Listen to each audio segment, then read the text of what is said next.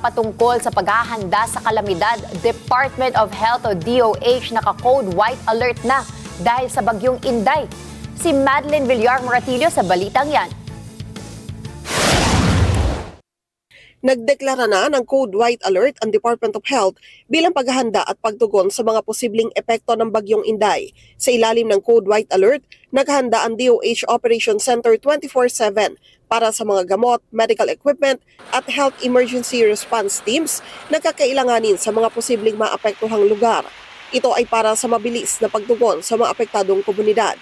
Patuloy rin ang koordinasyon ng DOH sa National Disaster Risk Reduction and Management Council, mga lokal na pamahalaan at regional disaster units. Patuloy na nakaantabay ang DOH para matiyak ang mabilis na pagtugon at tuloy-tuloy na paghahatid ng serbisyong pangkalusugan sa mga lugar na maaaring maapektuhan ng bagyo. Madeline Villar Moratillo para sa Mata ng Agila. Matatag, matapang, matapat.